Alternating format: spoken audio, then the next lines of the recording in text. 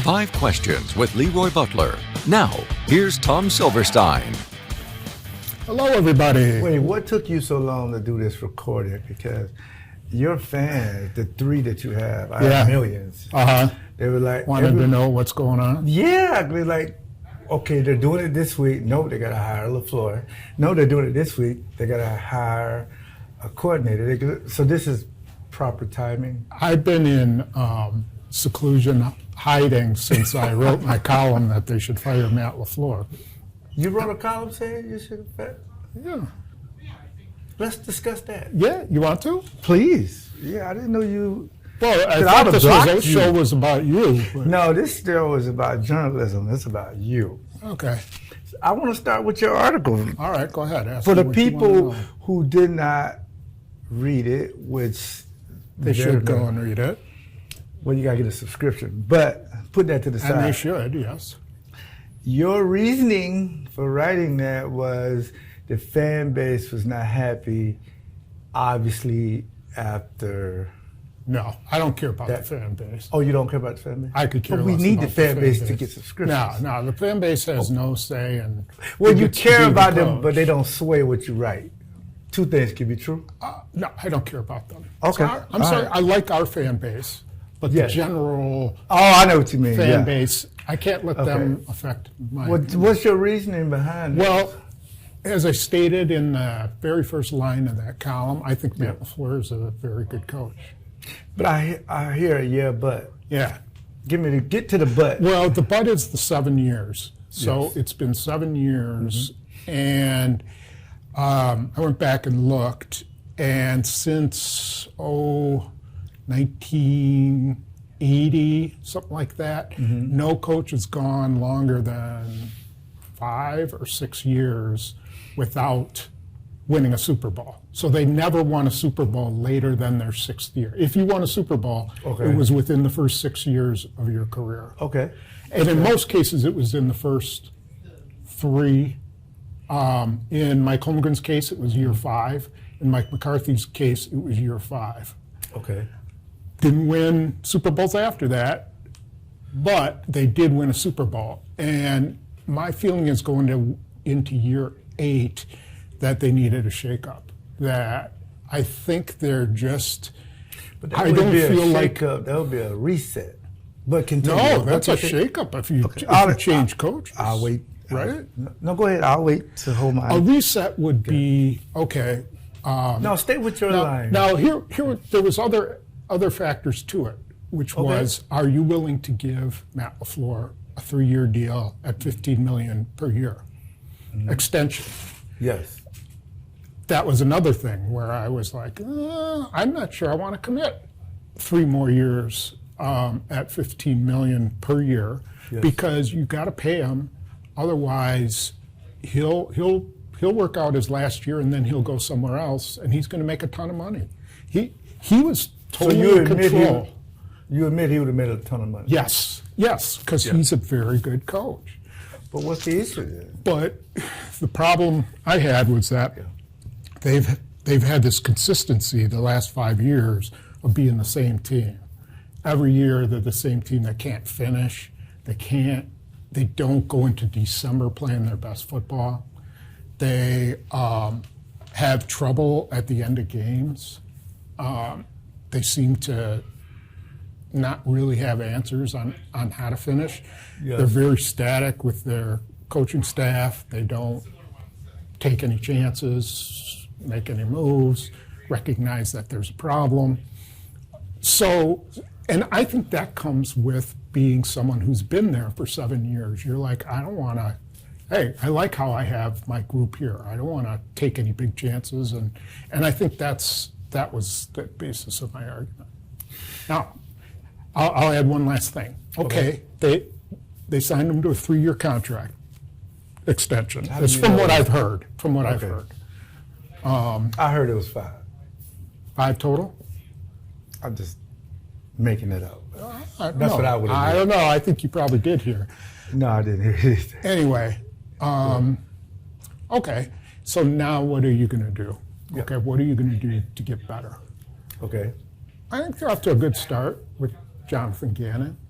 Well, let's stay with the coaching part before we get in the game. Okay. Yeah. People want to hear what you have to say. No, because everything you said is fair. It checks all the boxes. Every one of them is fair. But. There is a but. Okay, I want to hear it. I'm not resetting and restarting anything because I want to marry him with Jordan Love and Michael Parsons. I want to judge him fairly with two talents that I think can take us to the Super Bowl. Mm-hmm. So to pull the plug now, which some fans agree with you, are y'all going to be happy when they don't make the playoffs for 3 years? Or are you going to say, well, we got to fire this coach now?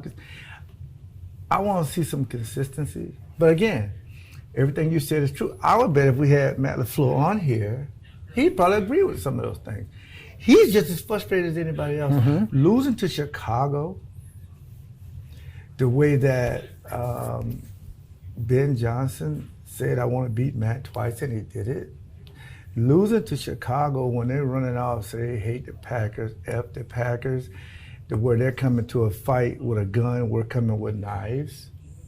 Things has to be some changes. And I think, to be fair, on the staff, and you talked about some of the coaches, there's going to be some changes. Halfley, of course, left. We'll get back into that for a minute. But I'm saying the overall, where Matt was allegedly paid compared to O'Donnell and Ben Johnson. Mm-hmm. So I got to get him up there with those guys. So 3-4 year deal. Which I believe he is now. Yes. So with that being said, the first thing out of my emotions of losing that game was I got to keep him with Jordan Love and with Michael Parsons. Because if I give Jordan Love another quarterback and he regress, it's on the organization. Okay.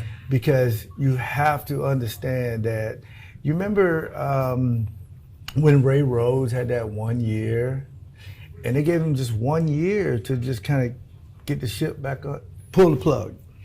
Mike Sherman, who's one of my favorite coaches, he was there, he won a lot of divisional titles. Yep. That ain't good enough. Right. Because you had Brett and you had myself and some of the people. And then we looked at longevity, we looked at tradition, and the fan base, they don't like to firing their way out of this. And in closing, I did not agree with Murphy firing Mike McCarthy with 4 games to go. I didn't either. I agree with you there. I didn't agree with that. And I think the good thing about it is Murphy, at the time, he was okay with you disagreeing with him. And you can certainly criticize the team and still feel like you're right on the cusp of somebody in this division, which I think is one of the strongest divisions. Somebody in this division is going to fall and somebody's going to come up. I don't know who it's going to be, because after Detroit, I thought it would be the Packers, would be where Chicago was, but it was Chicago. That being said, that was the reason why, if I was in policy, I would have brought him back, but it would have been an asterisk. You're going to have to get a new special teams coach. You're going to have to get a new line coach. You're going to have to get a new wide receiver coach. There got to be some changes. That's probably what took so long. I don't know that for sure. Only none of those things have happened. Right. So maybe and one more thing. I also thought maybe they go back to the old way.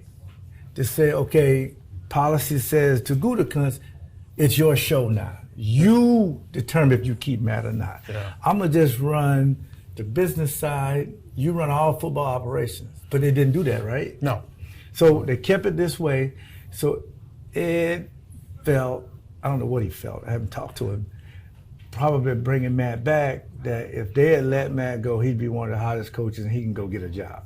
Right. So now go into the Gannon thing. Because, okay, Matt's the only one. Now, is Gutekunst signed yet as of this tape? He hasn't as of yet, but Russ it's Ball? coming. So they're imminent. They'll happen. Don't use big words. Say, I thought Russ Ball would be the first one signed because he's the money guy. Because I need to get started on free agents and all that kind of stuff. Doesn't matter. He's he's still under contract, so it doesn't matter if they've got all of them under 1-year deals. Oh, well, you good. But when you send a coordinator, I know y'all want to put it on the offense, but to me, defense wins championship. That's why 5 defensive coordinators or defensive-minded coaches got head coaching jobs. Mm-hmm. So I think that's why Gannon got the job, because he had head coaching experience, although it wasn't very good. He had the head coaching experience. It's another guy to help manage games. So what did you think about the Gannon hire?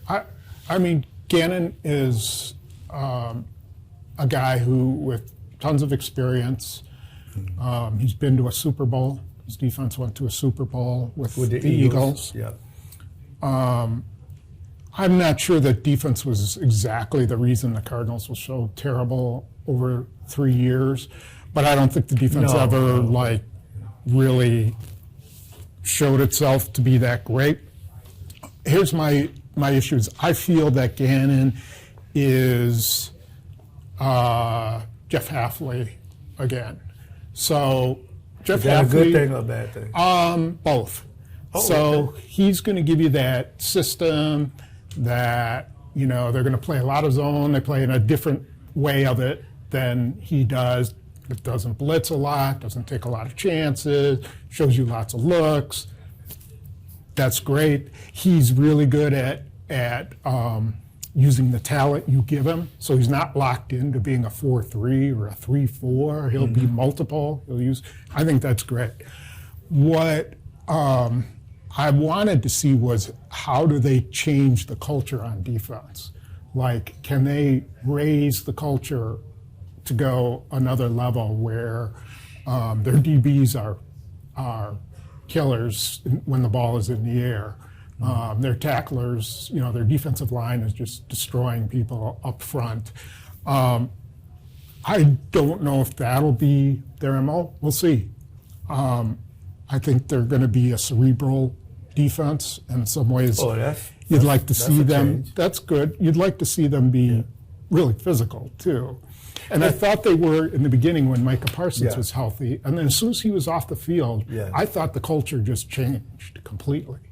So how do you get that back? If I had a choice, only one choice, a physical defense or a smart defense, 1,000% of the time I'd rather take a smart defense. 1,000% of the time. I don't care about this fake tough guy stuff. I just don't. I want you where you're supposed to be. Right. And I want you to be fundamentally sound. I agree with you. Because sometimes the guys, they get a little too chatty and they're not doing what they're supposed to do. That fake tough guy wrestling stuff. But I'll say this though. The only issue I had with Gannon was how, if he think players in Arizona got under his skin, this group gonna do that. This group is gonna do stuff that's a head scratch. You can't put your hands on nobody. Yeah. You just can't do that. No player should put his hands on a coach, and no coach can put his hands on a player. You can't even get emotional like that when you're a head coach. You gotta let your assistants do it, or do it in the locker room. Yeah. Because the camera's always on you. So that was the only blemish on them. And I'm a Christian young man. We forgive people all the time. But the thing about the emotions of football is the coaches and players don't think like the public. And that was to your point that you don't really react to what the fans say. Otherwise, you'll be all over the place. You have to react to it, move on. And congratulations to Keon Nixon making the Pro Bowl, which people think is watered down anyway. But he still made it. But what if Gannon comes in there and say, you know what? I don't like 24 or 25 at corner.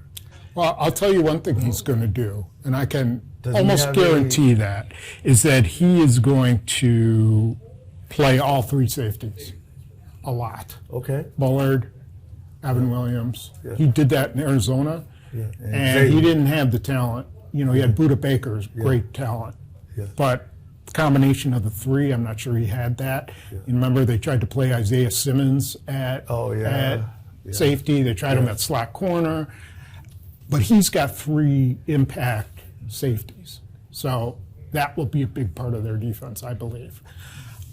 I also think there's room for now guys like Colin Oliver, Baron Sorrell, to be guys who can both, be kind of like roaming joker type players who can play all kinds of different positions for you. But I'm interested to see how they line up on first down, how they line up on second down. I think there's a lot to know, but I think he will use those safeties will be a huge part of his defense. I just want to know, would he come in and give his opinion, or he'll just say, whoever you give me, I can make it work? He's got to give his opinion. What if he tell you that he wants you to restructure 52 and he wants him back? Or you either want him back or waive him, or you want to trade him or something. Gutekunst has to make that decision. I know, but that's a financial one. Right, but I'm giving my opinion. In my defense, can I get the most out of number 90? Can I get the most out of 55? Right. If it's a 4-3 or 3-4, when I call these plays, I want a guy out there that can work. Because the good thing about having a different coach, you get a reset. You remember? Yeah. My coach was with Mike Holmgren before Fritz came in. Mm-hmm. We had Hank Buller, Ray Rhodes, Dick Duran. A lot of those guys, when Fritz Shermer came in, everybody got a reset because he wanted to do a 4-3 with Sean Jones and Reggie White. Right. And he didn't necessarily want to put the safety down in the box, but he was okay with his opinion and making it work. Yeah, so some guys will benefit from the new system. Yes. It's his job to put the guys in the best positions possible. Okay. So we'll see. There were other options. I thought he should have interviewed Jim Leonard. I didn't think he had to hire him. I just thought he should have talked to him. But they already interviewed Jim. 5 years ago. Yeah, same guy. He's been with the Broncos for 2 years. Yeah. He got promoted assistant head coach. He's had a different perspective than just being a guy at Wisconsin. Oh, absolutely. He's worked with Vance Joseph in a different kind of a defense. But he's never called. Has he ever called plays on defense? No. See, to me, that's not. So that means you wouldn't hire anybody who had never called plays before to be your defensive coordinator. They wouldn't be top of my list. I think there's guys who plays. Okay. Well, I think you got to pick the best guy. I'm just saying. You're doing that for the fans, though. No, I'm not. Yes, you are. I'm not. I don't care if they hired Jim Leonard, and if they didn't, I just thought he should have. Not a Chris Parker kid. I would have loved him. Christian Parker, yeah, and he was on the staff here, but he hasn't called plays. He's not a play caller. See, that's what I'm saying. I think he's going to do it, right? Yeah, he's going to. He's Dallas a passing coordinator. Yeah. So it doesn't have to be it, but when you play, just said it did. No, it's not 100%. You don't have to. You're talking off of both sides of you. That's the best way to do it. All right. Well, let's. I like moving the goalposts. It's fun. We know that the defense.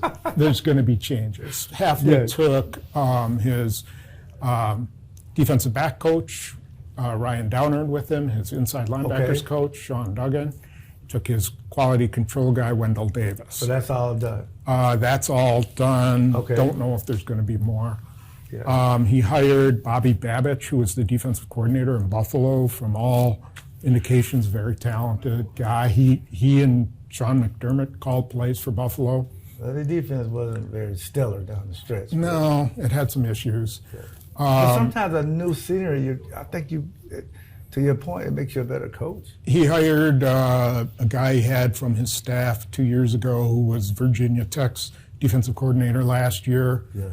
Wisconsin guy. I don't know much about him, but he'll be the linebackers coach.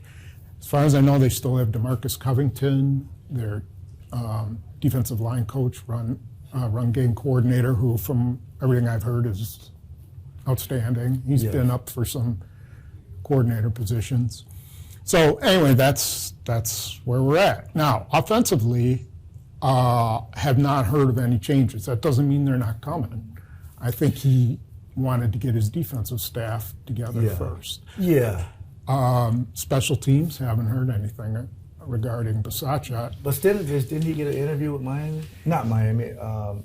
He got an Texans? interview with the Titans? Titans, and they hired somebody. Yes.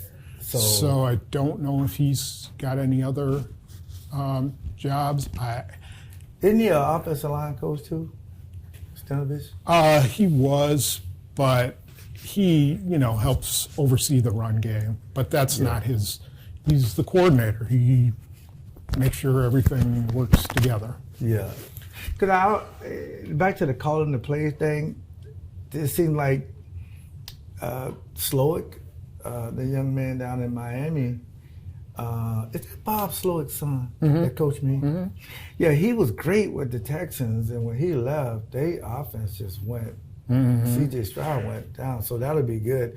But I think you got to give a guy opportunity to kind of run and set the overall philosophy. If Matt's going to continue to call plays, the Luke Getzes of the world probably start to move up. Because I think, was that the reason why they brought him back, just in case if a guy leaves, yes, he'd be the coordinator? Yes. At least interview for it. And they thought highly of him. LaFleur likes him a lot, thinks he's a good offensive mind. Yeah. And he's coached receivers, he's coached quarterbacks. Yeah. So he could fill either of those positions. But, he's a good guy to have around the building. Don't know, their quarterbacks coach, Sean Mannion, may end up going to Philadelphia. He's been interviewed to be their offensive coordinator. Getzey could fill that position if he leaves. Bottom line is we have not seen any drastic moves on offense yet. I still think that could be coming. Everybody is still there as far as I know. But have they interviewed anywhere else, though? No. Who was that would not let their guys? Was that McCarthy wouldn't let their guys interview somewhere Occasionally, else? Yeah. Usually that was Ted. See, if I was a head coach, I would always let my guys interview at positions that go up. Sure. Because I would want you to do that, but I also have to hire guys to stay here, too. Yeah. Okay, so let's assume that they don't have any changes on offense and special teams. How do they improve?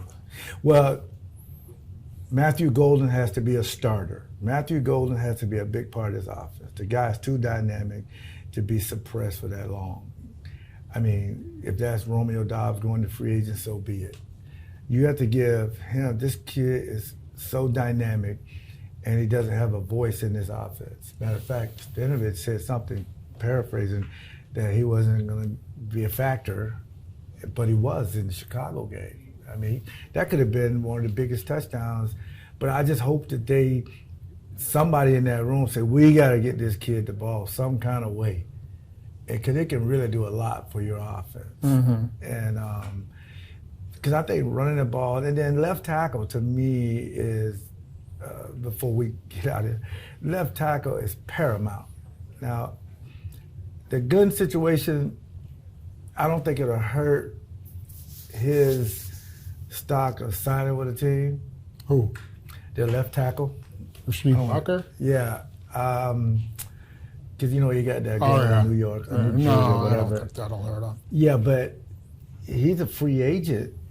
He's not coming back. He will not be back. So who's going to be a left tackle? That is paramount. Either Jordan Morgan or Anthony Belton, I would guess. Or free agent, maybe? Well, if you're going to get a good one, that's going to cost you a lot of money. Well, it's an so important I don't position. think that's going to happen. So do you think... I think it'll be Jordan Morgan. Signing big bank, 65, shied them away from giving a lot of money to offensive linemen because he didn't have a great year? Probably. But left tackle, you got to get that right. Yeah, I just don't know that many teams let good left tackles go. 100%. And you draft a guy like Jordan Morgan for a reason, Anthony Belton for a reason. You think that they can be left tackles. Okay. All right. I would have thought Zach Tom could go there too. I'd be a little bit worried about his knee injury and when he's going to be ready, how durable he's going to be. But he could play left tackle if you need to. What about center? You putting Jenk back in there, or it really kind of depends what they do elsewhere. So if they stick with Aaron Banks, then more than likely, then they're probably going to have to cut Elton Jenkins. They're going to have to find a center. I would give Elton Jenkins another year. at center or guard? At center. I didn't They think can he get was out as Banks' bad as contract, everybody couldn't they? else did. Huh? They can get out Banks' contract. They could, but it cost them some money to do it. I mean, they get. But you can move 74 back to guard. I think all Aaron pro. Banks didn't turn into a bad player in 1 year. He had 3.5 seasons of being a starter for the San Francisco 49ers and was a good player. Yeah. Not a great player, but a good player. He wasn't good last year, and I think you have to figure out why. Okay. I That's think you fair. have to look at, was changing techniques a problem? The Packers play a different blocking techniques than the 49ers. Did Yeah. that play it? Was he out of shape? Did injuries play a factor? I mean, that's their job. They got to figure that out. Yeah. If they think that he can be the guy he was in San Francisco, then you keep him Yeah. and Well- figure out what you're going to do at center. Okay, the last one for me, kicker. What you doing now? You brought Lucas sick Yeah. back on practice. I don't know about these future deals. I've never even heard of that. If I ever run into Russ Ball, I'm going to ask him, what is that? I've never heard of that before. I can explain it to you very easily. Yeah, can you give me the Cliff Notes? How does that work? I don't So know. when the off-season starts and the official new year That's in starts in March. March, right? Okay. The rosters expand from 53 to 90. Oh, okay. So, but until then, you can sign any guy who's not signed on someone's 53-man roster to your 90-man roster. You can do that as soon as your season is over. Is that the minimum? Or You can sign for whatever you want. oh, okay. You could sign them for $100 million if you want it, but they're going to be all practice squad players because I everybody else got is still you. under I contract got you. until March. I These got are guys who are no longer Yeah. under contract because they were on the practice squad. Yes. Or they're guys who have been on the street for a long time. Yeah. So it gives them some security too. For instance, Trayvon Diggs, okay? Yes. He was under contract. Packers said, we're going to cut you. He can be signed anywhere. Totally free. Yeah. Yeah. Okay. Normally, he would be under contract until free agency, and so nobody could have signed him. All these guys, they signed to futures contracts. It means as soon as the 90-man roster starts, they're on the roster. How do you learn all this stuff? Oh, well, 37 years of, it's 80-man roster. I keep saying 90. 80-man It's roster. semantics. Okay, so they just call them futures because they sign them in January and they count against the 80-man roster when the 80-man roster starts. that's cool. So Lucas, does it depend on Versace? Because Versace is not going to retire. I think he got like $4 million. Yeah. So why would he retire? He wouldn't retire. No, You'd have to fire him him and give or him $4 agree million. to a buyout of some Something. sort. So what if he said, no, I want to bring back McManus, and you just keep it the way it is? Then you I would, Gutekunst is in charge of the roster. yes. So Should I call him and ask him? Yeah, you want to ask him. Okay, I I'll think if I had to guess, I think they'll cut McManus, go with Haversack, and try to get another kicker in to compete with him. I mean, broke a record, 61 yards. I mean, a lot of people, because I live here, when I was here in Wisconsin, it's the first thing people bring up is the special teams, even before defense and offense, the special teams, and it's the kicker. Yeah. Make one of those kicks. I mean, Chicago's guy made his kicks, so you got to have somebody like that. So we'll wait to see how that play out, because I thought that McManus was a 3-year deal, but I think they could have got it. They can get out of it. Yeah. Oh, they can always. Yeah, it wasn't that it wasn't. huge of a deal. They can get out of it. Okay. It doesn't hurt them. They could. I don't think he has a March bonus. I'd have to look at it, but they could bring him to training camp and let him compete with Haversack. And if they cut him, then they don't have to pay him. Yeah. So if they cut him before the season starts. I think we just solved a lot of the Packers' problems. We should get paid more. But my point in the very beginning of this, and we've gone on forever, is I think they're kind of in the static position where what are they doing to advance themselves, to take care of the problems that hurt them last year. Yeah. They were forced to do the defensive stuff. I think they did okay there. We'll find out. But what are they doing offensively to make them better in the red zone, to improve their offensive line, to improve their run game? Do they think it's all personnel? I don't know. Well, the system works. So they got to figure out, I know we have 2,000 consultants, but they have to figure out how to be good coaches, but also be good managers. To me, the best manager of a game is to know every situation to where you don't have penalties, you have timeouts after penalties, and you just know when to look at the eye in the sky.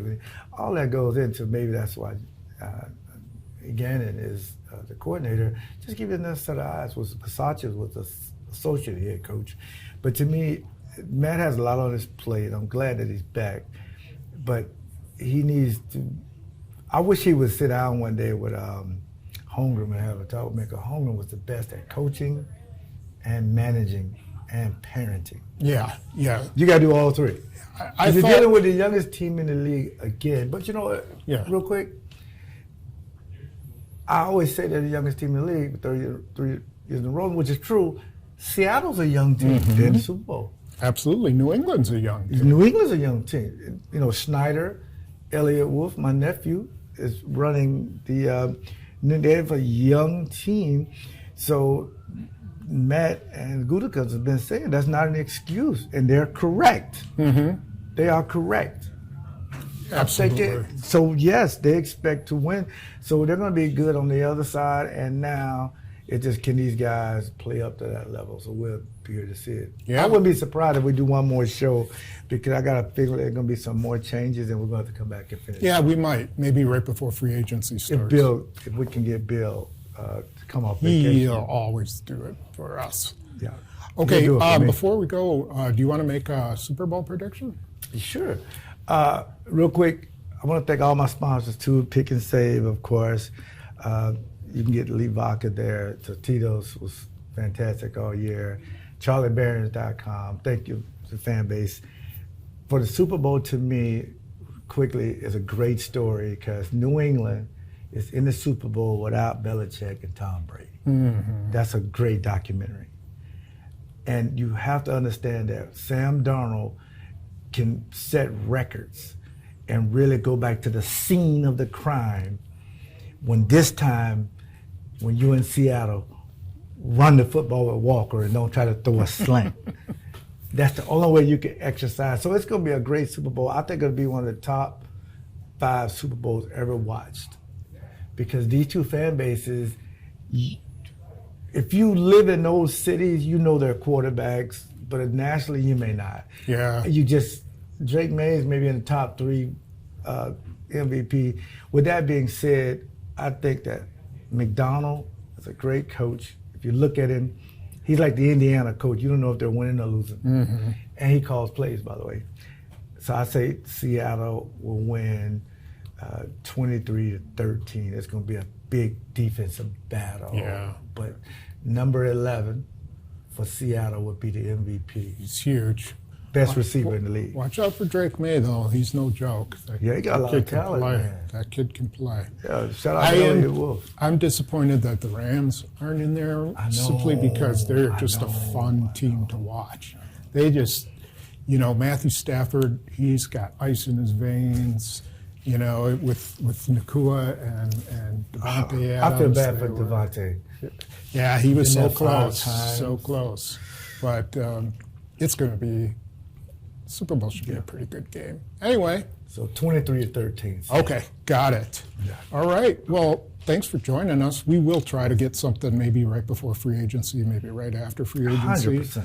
And we'll see where this goes. And thanks for sticking with us all season. And I know this was a super long one, but you could probably watch it in like 4 parts to get you through the rest of February.